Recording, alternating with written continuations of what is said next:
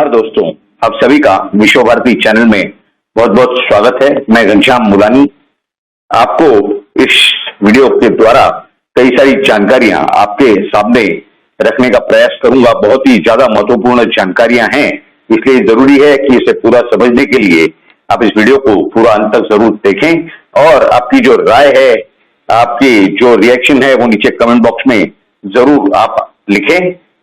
आपकी रिएक्शन, आपके कमेंट हमारे लिए बहुत ही ज्यादा महत्वपूर्ण है, अनमोल हैं, अमूल्य हैं। दोस्तों, पिछले ही कुछ दिनों में आपने देखा कि एक हफ्ते भर के अंदर वाराणसी के एक सिविल न्यायालय के आदेश पर जो वहां पर कोर्ट कमिश्नर अपॉइंट हुआ और ज्ञानवापी कथाकथित मस्जिद का जो सर्वे किया गया उससे काफी सारे लोग बौखलाए हुए हैं कि कहा जा रहा है कि वहां पर एक प्रभु शिवजी का एक शिवलिंग वहां पर बरामद हुआ है, वो भी ऐसी जगह पर जहां वजू किया जाता है। वजू यानी क्या? हाथ और पैर धोए जाते हैं, मुंह धोया जाता है नमाज के पहले। यानी इस तरह की जगह पर उसे तबाह करके रखा गया था और उस गंदा पानी यानी उस पानी को ये लोग वजू करके पूरा गंदा कर दिया करते थे। इन्हें पता भी नहीं था। अब ये मिलने के बाद वो लोग क्या कह रहे हैं? वो लोग कह रहे हैं कि ये तो एक फवारा है, ये मुगलों का फवारा है, 50 सालों से इसे यूज नहीं किया गया। क्योंकि उनसे जब ये पूछा गया कि अगर ये फवारा है तो इसकी पानी की सप्लाई कहां से है, इसका नोजल तो होगा जहां से पानी बाहर आता हो। कहते हैं कि पता नहीं, 50 साल से तो इसको उपयोग में लाया ही नहीं गया है। उसको ना वाटर सप्लाई की लाइन है, ना उसका नोजल है बाहर पानी निकालने के लिए, और ये उसे ऐसा कहते हैं। ये जो पवित्र ज्योतिर्लिंग है और उसके पीछे यानी इस तरफ एक नंदी गाय का पुतला है यानी मूर्ति है। वो दोनों के बीच में एक दीवार है। उस दीवार को गिराने के लिए भी याचिका अब उसी न्यायालय में फाइल हो चुकी है। सुप्रीम कोर्ट में ये सब लोग गए थे। सुप्रीम कोर्ट ने क्या किया? भगा दिया। उन्हें सिर्फ नमाज पढ़ने की इजाजत दे दी। बाकी जो वाराणसी के सिविल कोर्ट ने, जो दीवानी न्यायालय ने वहां के जो आदेश दिए थे कि वो पूरे एरिया को सील किया जाए, अब वहां पर सेंट्रल और स्टेट के फोर्सेस हैं कलेक्टर के अंडर, और यह भी आदेश हो चुका है कि इस पूरे मामले में राज्य सरकार को भी पार्टी बनाया जाए, क्योंकि उस जगह के संरक्षण का सवाल है। तो उसमें ये सब लोग क्या कह रहे हैं? खास करके जो AIMIM के चीफ असदुद्दीन ओवैसी, जिनके बंधु भाई, छोटे भाई अकबरुद्दीन ओवैसी, उन्होंने क्या किया था? एक ऐसी हरकत की थी जो इस्लाम में बिल्कुल कबूल नहीं है। वो पिछले ही हफ्ते महाराष्ट्र में औरंगाबाद जाकर के औरंगजेब के मकबरे पर यानी उनकी कब्र पर माथा टेका था। वहां पर फूल बिछाए थे उन्होंने। कहने का मतलब ये है कि ये जो बुत पूजा है या ये जो पूरी जो उनका सिस्टम है, दरगाह, पीर, फकीर, इसमें इस्लाम को कोई जगह नहीं। इस्लाम के अंदर कोई जगह नहीं है ये सब चीजों के लिए। तो ऐसे पूरे परिस्थिति में ये गलत काम यानी जिसे वो हराम कहा जाता है इस्लाम में, वैसे काम करते हुए दिखाई दे रहे हैं उनके छोटे भाई। ये क्या कर रहे हैं? ये कह रहे हैं कि वाराणसी के कोर्ट ने हमारी बाजू नहीं सुनी, मुसलमानों की बाजू नहीं सुनी। अरे भाई, आपके सब लोग गए थे वहां पर, उन्होंने सारी बहस की थी। लेकिन सवाल ये है कि इन्हें अब न्यायालय के काम करने के तरीके पर भी आक्षेप है, ऑब्जेक्शन है। क्यों? क्योंकि उनकी परिस्थिति ऐसी है कि आपको एक किस्सा सुनाते हैं कि एक जंगल से एक बैल भागा जा रहा था। अब बैल से पूछा गया, हाथी ने पूछा, भाई क्यों भाग रहे हो?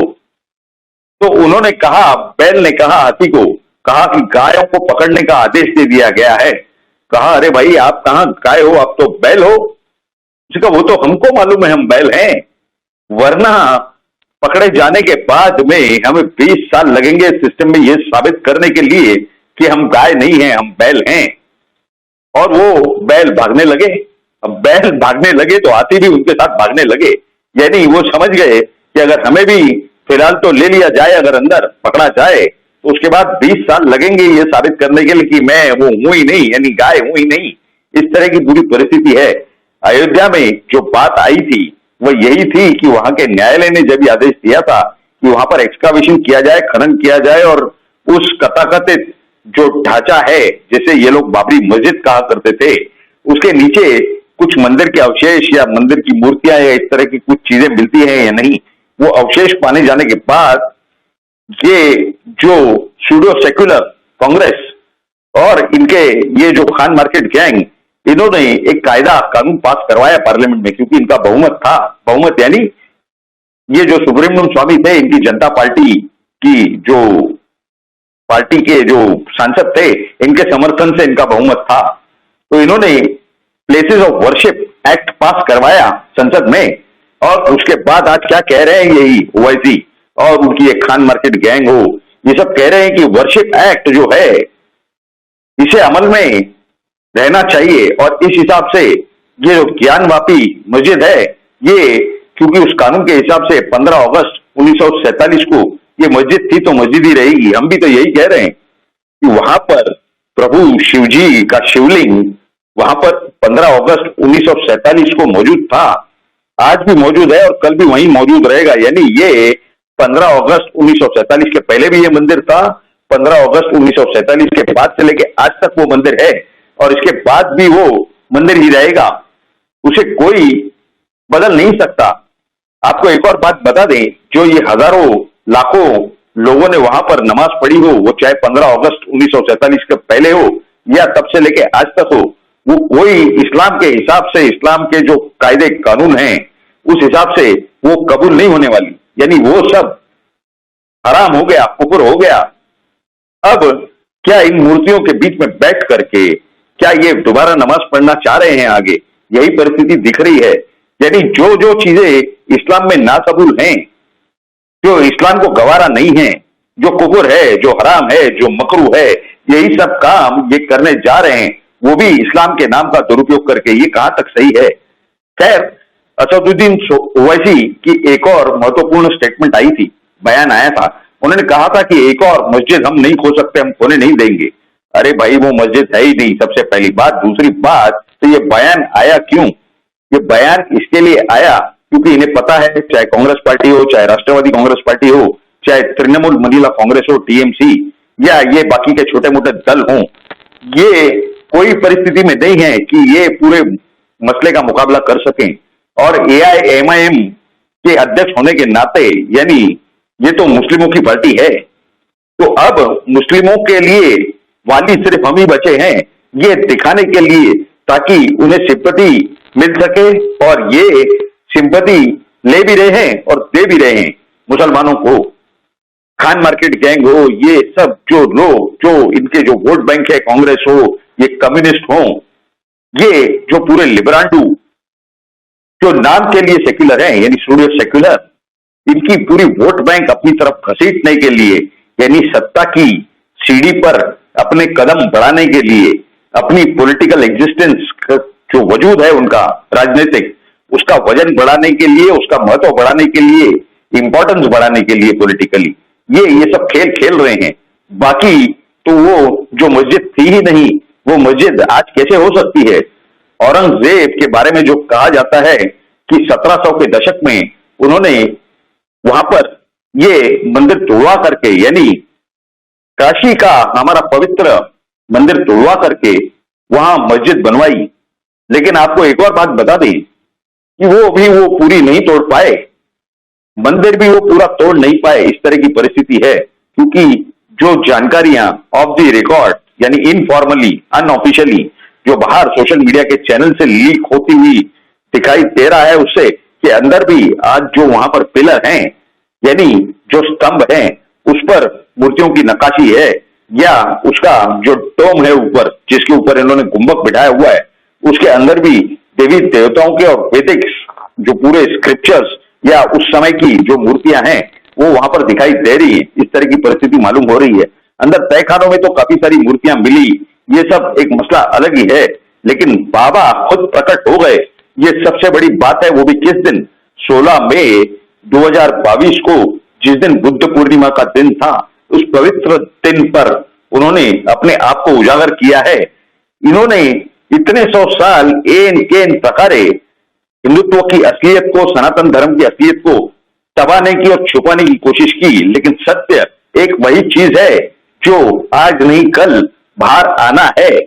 इसीलिए अगर आप देखोगे कि भारत का जो पवित्र संविधान है, यानी पूजनीय डॉक्टर बाबा साहेब अंबेडकर जिन्हें जितने सारे कष्ट करके, बहुत सारी मेहनत करके ये जो संविधान भारत के लिए बनाया, कॉन्स्टिट्यूंट असेंबली के साथ बैठ करके, ड्राफ्ट कमेटी के साथ बैठ करके मेहनत की और ये कॉन्स्टिट्यूंट असेंबली से पास करवाया, इसमें भी अगर आप देखेंगे तो अशोक स्तंभ है और अशोक स्तंभ के नीचे लिखा हुआ है सत्यमेव जयते, यानी सत्य की जीत ये निश्चित है। तो ऐसे पूरी परिस्थिति के अंदर आने वाले समय में ऐसा लग रहा है कि यहां जिस प्रकार हुआ था कि सिर्फ 5 महिलाओं ने एक याचिका दायर की थी वाराणसी के city civil and sessions court में, और क्या कहा था कि वहां पर श्रृंगार गौरी का जो मंदिर है, जहां पर हम 1980 या 85 तक जाया करते थे पूजा करने के लिए, वहां पर हमें अभी रोका जा रहा है, हमें अंदर नहीं जाने दिया जा रहा है, हमें वो एक्सेस दिया जाए। और ये वही महाभारत वाला हिसाब हो गया कि हमें सिर्फ 5 गांव दीजिए। तो उन्हें कहा गया था कि बाल की नोक पर समा पाए इतनी सी जमीन भी आपको नहीं दे पाएंगे, और उसके बाद ये 5 गांव तो रह गए अलग, पूरा राज्य ही गंवाना पड़ा। ऐसे पूरे हालात के अंदर, परिस्थिति के अंदर, ये जो श्रृंगार गौरी मस्जिद के कारण से ज्ञानवापी मस्जिद, कथाकथित मस्जिद, जो आज जो ढांचा जिसे कहा जाना चाहिए, उसकी जो परिस्थिति हो रही है, उसके ऊपर जो क्लेम कर आने वाले हैं, वो तो आप सभी लोग समझ सकते हैं कि क्या होने वाला है। लेकिन शायद कुछ इसी तरह से प्रभु श्री कृष्ण भी मथुरा के अंदर इसी तरह का चमत्कार जरूर करेंगे, क्योंकि सच्चाई न छुपाई जा सकती है न दबाई जा सकती है। अगर ये छुपाई या दबाई भी जा सकती है तो सिर्फ कुछ वक्त के लिए, उसके बाद सच्चाई को उजागर होना है। सच को कोई मिटा नहीं सकता, इसीलिए कहा जाता है सत्यमेव जयते। तो ये पूरी जानकारी हमारे पास खास आई थी, हमने सोचा कि आपके पास रखा जाए कि ये सब जो है असदुद्दीन ओवैसी का क्या खेल है।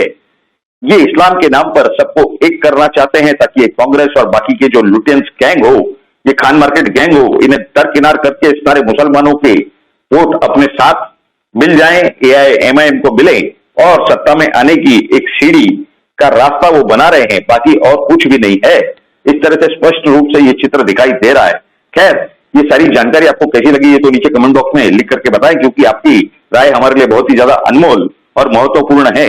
और साथ ही साथ अगर आप ये हमारा वीडियो पहली बार देख रहे हैं आप ही के इस विश्व भारती चैनल पर, या फिर इसके पहले भी देख चुके हैं लेकिन आपने अब तक इसे सब्सक्राइब नहीं किया, तो जल्द से जल्द इस विश्व भारती चैनल को जरूर सब्सक्राइब करें। आप सभी लोगों ने इस वीडियो को पूरा अंत तक देखा, इसके लिए आप सभी का बहुत बहुत धन्यवाद। भारत माता की जय, जय हिंद।